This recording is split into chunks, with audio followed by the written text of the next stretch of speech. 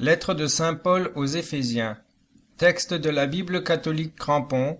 Enregistrement effectué par mission-web.com. Chapitre 1. Paul, apôtre de Jésus-Christ par la volonté de Dieu, aux saints qui sont à Éphèse et aux fidèles en Jésus-Christ. Grâce et paix vous soient données de la part de Dieu, notre Père, et du Seigneur Jésus-Christ. Béni soit Dieu, le Père de notre Seigneur Jésus-Christ, qui nous a bénis dans le Christ de toutes sortes de bénédictions spirituelles dans les cieux. C'est en lui qu'il nous a choisis dès avant la création du monde, pour que nous soyons saints et irrépréhensibles devant lui, nous ayant, dans son amour, prédestinés à être ses fils adoptifs par Jésus-Christ, selon sa libre volonté, en faisant ainsi éclater la gloire de sa grâce, par laquelle il nous a rendus agréables à ses yeux en son Fils bien-aimé. C'est en lui que nous avons la rédemption acquise par son sang, la rémission des péchés, selon la richesse de sa grâce, que Dieu a répandue abondamment sur nous en toute sagesse et intelligence, en nous faisant connaître le mystère de sa volonté, selon le libre dessein que s'était proposé sa bonté, pour le réaliser lorsque la plénitude des temps serait accomplie, à savoir, de réunir toutes choses en Jésus-Christ, celles qui sont dans les cieux et celles qui sont sur la terre. C'est aussi en lui que nous avons été élus, ayant été prédestinés suivant la résolution de celui qui opère toutes choses d'après le conseil de sa volonté, pour que nous servions à la louange de sa gloire, nous qui d'avance avons espéré dans le Christ. C'est en lui que vous-même, après avoir entendu la parole de la vérité, l'évangile de votre salut, c'est en lui que vous avez cru et que vous avez été marqués du sceau du Saint-Esprit, qui avait été promis, et qui est une art de notre héritage, en attendant la pleine rédemption de ceux que Dieu s'est acquis à la louange de sa gloire. C'est pourquoi, ayant entendu parler de votre foi dans le Seigneur Jésus et de votre charité pour tous les saints, je ne cesse, moi aussi, de rendre grâce pour vous et de faire mémoire de vous dans mes prières, afin que le Dieu de notre Seigneur Jésus-Christ, le Père de la gloire, vous donne un esprit de sagesse qui vous révèle sa connaissance, et qu'il éclaire les yeux de votre cœur, pour que vous sachiez quelle est l'espérance à laquelle il vous a appelés, quelles sont les richesses de la gloire de son héritage réservé aux saints, et quelle est, envers nous qui croyons, la suréminente grandeur de sa puissance, attestée par l'efficacité de sa force victorieuse. Cette force, il l'a déployée dans le Christ, lorsqu'il l'a ressuscité des morts et l'a fait asseoir à sa droite dans les cieux, au-dessus de toute principauté, de toute autorité, de toute puissance, de toute domination et de tout ce qu'on peut nommer, non seulement dans le siècle présent, mais encore dans le siècle à venir. Il a tout mis sous ses pieds et il l'a donné pour chef suprême à l'Église, qui est son corps, la plénitude de celui qui remplit tout en tous. Chapitre 2. Et vous, vous étiez morts par vos offenses et vos péchés, dans lesquels vous marchiez autrefois selon le train de ce monde, selon le prince de la puissance de l'air, de l'esprit qui agit maintenant dans les fils de la désobéissance.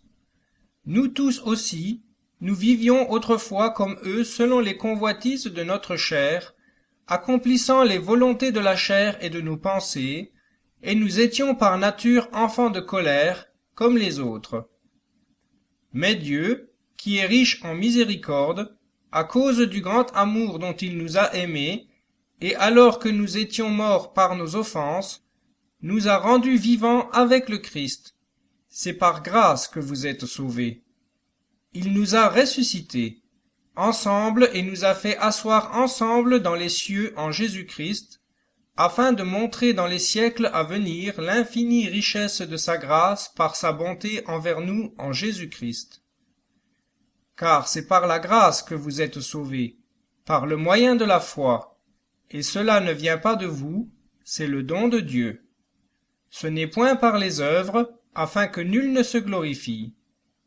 Car nous sommes son ouvrage, ayant été créés en Jésus-Christ pour faire de bonnes œuvres, que Dieu a préparées d'avance, afin que nous les pratiquions. C'est pourquoi souvenez-vous qu'autrefois, vous païens dans la chair, traités d'incirconcis par ceux qu'on appelle circoncis, et qui le sont en la chair par la main de l'homme, souvenez-vous que vous étiez en ce temps-là sans Christ, en dehors de la société d'Israël, étrangers aux alliances de la promesse, sans espérance et sans Dieu dans le monde. Mais maintenant, en Jésus-Christ, vous qui étiez jadis éloignés, vous êtes rapprochés par le sang du Christ. Car c'est lui qui est notre paix, lui qui des deux peuples n'en a fait qu'un. Il a renversé le mur de séparation, l'inimitié, ayant abrogé par l'immolation de sa chair la loi des ordonnances avec ses rigoureuses prescriptions, afin de fondre en lui-même les deux dans un seul homme nouveau, en faisant la paix, et de les réconcilier, l'un et l'autre unis en un seul corps avec Dieu par la croix, en détruisant par elle l'inimitié. Et il est venu annoncer la paix à vous qui étiez loin, et la paix à ceux qui étaient proches. Car par lui nous avons accès les uns et les autres auprès du Père, dans un seul et même esprit. Ainsi donc, vous n'êtes plus des étrangers, ni des hôtes de passage, mais vous êtes concitoyens des saints et membres de la famille de Dieu, édifiés que vous êtes sur le fondement des apôtres et des prophètes, dont Jésus-Christ lui-même est la pierre angulaire. C'est en lui que tout l'édifice bien ordonné s'élève, pour former un temple saint dans le Seigneur. C'est en lui que, vous aussi, vous êtes édifiés, pour être par l'Esprit Saint, une demeure où Dieu habite. Chapitre 3. À cause de cela, moi, Paul, le prisonnier du Christ pour vous, païens, puisque vous avez appris la dispensation de la grâce de Dieu qui m'a été donnée pour vous, commencez par révélation que j'ai eu connaissance du mystère que je viens d'exposer en peu de mots. Vous pouvez, en les lisant, reconnaître l'intelligence que j'ai du mystère du Christ. Il n'a pas été manifesté aux hommes dans les âges antérieurs, comme il a été révélé de nos jours par l'Esprit aux saints apôtres et prophètes de Jésus-Christ. Ce mystère, c'est que les gentils sont héritiers avec les Juifs, et membres du même corps, et qu'ils participent à la promesse de Dieu en Jésus-Christ par l'Évangile, dont je suis devenu ministre selon le don de la grâce de Dieu qui m'a été accordé par son opération toute puissante.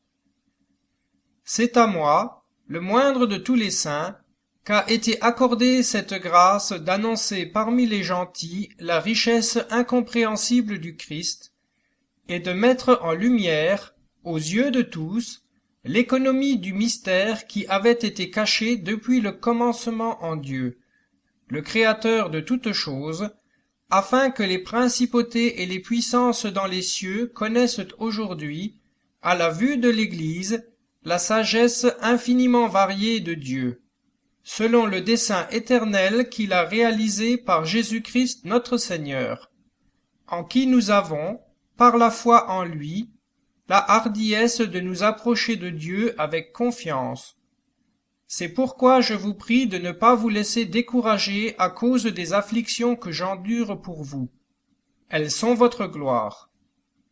À cause de cela, je fléchis le genou devant le Père, de qui tire son nom toute famille dans les cieux et sur la terre, afin qu'il vous donne, selon les trésors de sa gloire, d'être puissamment fortifié par son esprit en vue de l'homme intérieur, et que le Christ habite dans vos cœurs par la foi, de sorte que, étant enracinés et fondés dans la charité, vous deveniez capables de comprendre avec tous les saints quelle est la largeur et la longueur, la profondeur et la hauteur, même de connaître l'amour du Christ, qui surpasse toute connaissance, en sorte que vous soyez remplis de toute la plénitude de Dieu. À celui qui peut faire, par la puissance qui agit en nous, infiniment au-delà de ce que nous demandons et concevons, à lui soit la gloire dans l'Église et en Jésus-Christ, dans tous les âges, au siècle des siècles. Amen. Chapitre 4. Je vous prie donc instamment, moi qui suis prisonnier dans le Seigneur, d'avoir une conduite digne de la vocation à laquelle vous avez été appelés, en toute humilité et douceur, avec patience, vous supportant mutuellement avec charité, vous efforçant de conserver l'unité de l'esprit par le lien de la paix. Il n'y a qu'un seul corps et un seul esprit, comme aussi vous avez été appelés par votre vocation à une même espérance. Il n'y a qu'un Seigneur, une foi, un baptême. Un Dieu, Père de tous, qui est au-dessus de tous, qui agit par tous, qui est en tous. Mais à chacun de nous la grâce a été donnée selon la mesure du don du Christ. C'est pourquoi il est dit, « Il est monté dans les hauteurs, il a emmené des captifs, et il a fait des largesses aux hommes. » Or, que signifie « il est monté » sinon qu'il était descendu d'abord dans les régions inférieures de la terre. Celui qui est descendu est celui-là même qui est monté au-dessus de tous les cieux, afin de tout remplir. C'est lui aussi qui a fait les uns apôtres, d'autres prophètes, d'autres évangélistes, d'autres pasteurs et docteurs, en vue du perfectionnement des saints, pour l'œuvre du ministère, pour l'édification du corps du Christ, jusqu'à ce que nous soyons tous parvenus à l'unité de la foi et de la connaissance du Fils de Dieu, à l'état d'homme fait, à la mesure de la stature parfaite du Christ, afin que nous ne soyons plus des enfants, flottant et emportés à tout vent de doctrine, par la tromperie des hommes, par leur astuce pour induire en erreur. Mais que, confessant la vérité, nous continuions à croître à tous égards dans la charité en union avec celui qui est le chef, le Christ. C'est de lui que tout le corps, coordonné et uni par les liens des membres qui se prêtent un mutuel secours, et dont chacun opère selon sa mesure d'activité, grandit et se perfectionne dans la charité. Voici donc ce que je dis et ce que je déclare dans le Seigneur. C'est que vous ne vous conduisiez plus comme les païens, qui suivent la vanité de leurs pensées. Ils ont l'intelligence obscurcie, et sont éloignés de la vie de Dieu, par l'ignorance et l'aveuglement de leur cœur. Ayant perdu tout sens, ils se sont livrés au désordre, à toute espèce d'impureté, avec une ardeur insatiable. Mais vous, ce n'est pas ainsi que vous avez appris à connaître le Christ, si cependant vous l'avez bien compris, et que vous ayez été instruits, suivant la vérité qui est en Jésus, à vous dépouiller, en ce qui concerne votre vie passée, du vieil homme corrompu par les convoitises trompeuses, à vous renouveler dans votre esprit et dans vos pensées, et à revêtir l'homme nouveau, créé selon Dieu dans une justice et une sainteté véritables. C'est pourquoi, renonçant au mensonge, parlez selon la vérité, chacun dans ses rapports avec son prochain, car nous sommes membres les uns des autres. Êtes-vous en colère? Ne péchez point. Que le soleil ne se couche point sur votre irritation. Ne donnez pas non plus accès au diable. Que celui qui dérobait ne dérobe plus, mais plutôt qu'il s'occupe en travaillant de ses mains à quelque honnête ouvrage, afin d'avoir de quoi donner à celui qui est dans le besoin. Qu'il ne sorte de votre bouche aucune parole mauvaise, mais quelque bon discours propre à édifier, selon le besoin, afin qu'il fasse du bien à ceux qui l'entendent. N'attristez pas le Saint-Esprit de Dieu, par lequel vous avez été marqués d'un sceau pour le jour de la rédemption. Que toute aigreur, toute animosité, toute colère, toute clameur, toute médisance soit bannie du milieu de vous, ainsi que toute méchanceté. Soyez bons les uns envers les autres, miséricordieux, vous pardonnant mutuellement, comme Dieu vous a pardonné dans le Christ. Chapitre 5. Soyez donc des imitateurs de Dieu, comme des enfants bien-aimés, et marchez dans la charité, à l'exemple du Christ, qui nous a aimés et s'est livré lui-même à Dieu pour nous comme une oblation et un sacrifice d'agréable odeur. Qu'on n'entende même pas dire qu'il y ait parmi vous de fornication, d'impureté de quelque sorte, de convoitise, ainsi qu'il convient à des saints. Point de paroles déshonnêtes, ni de bouffonneries, ni de plaisanteries grossières, toutes choses qui sont malséantes, mais plutôt des actions de grâce. Car, sachez-le bien, aucun impudique, aucun impur, aucun homme cupide, lequel est un idolâtre, n'a d'héritage dans le royaume de Christ et de Dieu. Que personne ne vous abuse par de vains discours, car c'est à cause de ces vices que la colère de Dieu vient sur les fils de l'incrédulité. N'ayez donc aucune part avec eux. Autrefois vous étiez ténèbres, mais à présent vous êtes lumière dans le Seigneur. Marchez comme des enfants de lumière, car le fruit de la lumière consiste en tout ce qui est bon, juste et vrai. Examinez ce qui est agréable au Seigneur, et ne prenez aucune part aux œuvres stériles des ténèbres, mais plutôt condamnez-les. Car ce qu'ils font en secret, on a honte même de le dire. Mais toutes ces abominations, une fois condamnées, sont rendues manifestes par la lumière. Car tout ce qui est mis au jour est lumière. C'est pourquoi il est dit, « Éveille-toi, toi qui dors. Lève-toi d'entre les morts, et le Christ t'illuminera. » Ayez donc soin, mes frères, de vous conduire avec prudence, non en insensés, mais comme des hommes sages, rachetez le temps, car les jours sont mauvais. C'est pourquoi ne soyez pas inconsidérés, mais comprenez bien quelle est la volonté du Seigneur. Ne vous enivrez pas de vin, c'est la source de la débauche, mais remplissez-vous de l'Esprit Saint.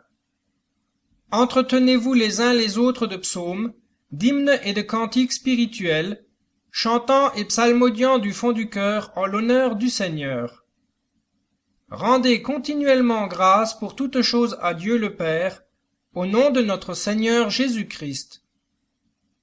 Soyez soumis les uns aux autres dans la crainte du Christ. Que les femmes soient soumises à leur mari comme au Seigneur. Car le mari est le chef de la femme, comme le Christ est le chef de l'Église, son corps dont il est le Sauveur. Or, de même que l'Église est soumise au Christ, les femmes doivent être soumises à leur mari en toutes choses.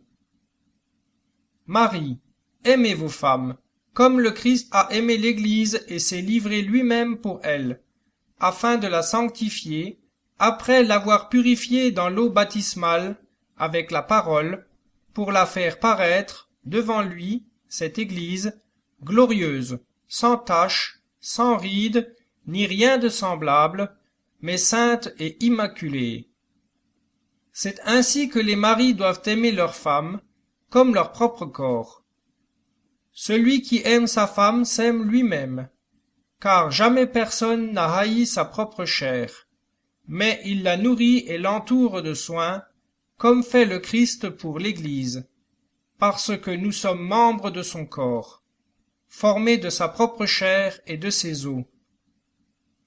C'est pourquoi l'homme quittera son père et sa mère pour s'attacher à sa femme, et de deux ils deviendront une seule chair.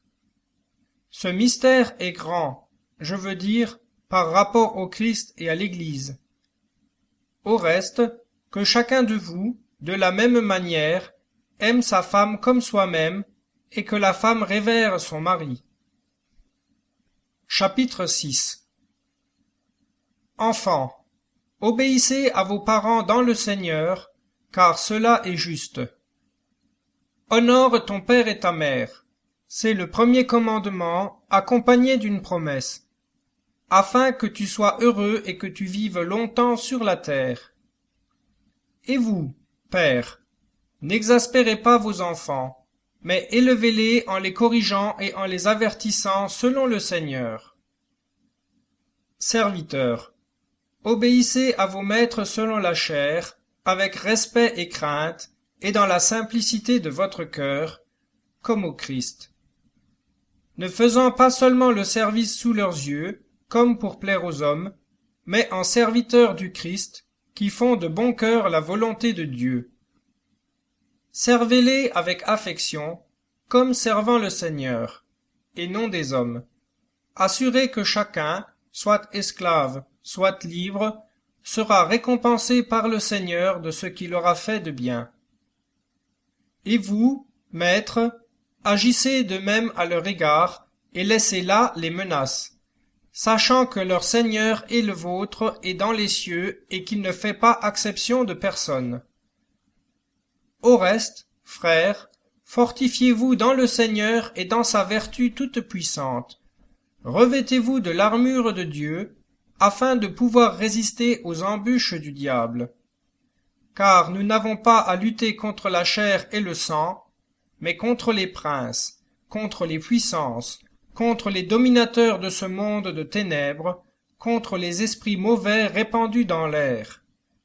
C'est pourquoi prenez l'armure de Dieu, afin de pouvoir résister aux jours mauvais, et après avoir tout surmonté, restez debout. Soyez donc fermes, les reins saints de la vérité, revêtus de la cuirasse de justice, et les sandales aux pieds, prêts à annoncer l'évangile de paix.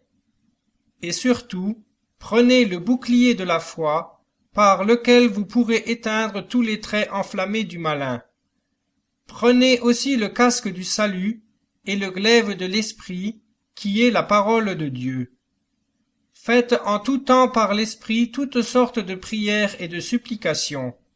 Et pour cela, veillez avec une persévérance continuelle et priez pour tous les saints, et pour moi, afin qu'il me soit donné d'ouvrir les lèvres et de prêcher avec liberté le mystère de l'Évangile, à l'égard duquel je fais fonction d'ambassadeur dans les chaînes, et afin que j'en parle avec assurance comme il convient. Quant à savoir ce qui me concerne et ce que je fais, Tychik, le bien-aimé frère et fidèle ministre dans le Seigneur, vous fera tout connaître. Je vous l'envoie tout exprès, pour que vous connaissiez notre situation et pour qu'il console vos cœurs. Paix aux frères, charité et foi, de la part de Dieu le Père et du Seigneur Jésus-Christ. Que la grâce soit avec tous ceux qui aiment notre Seigneur Jésus-Christ d'un amour incorruptible.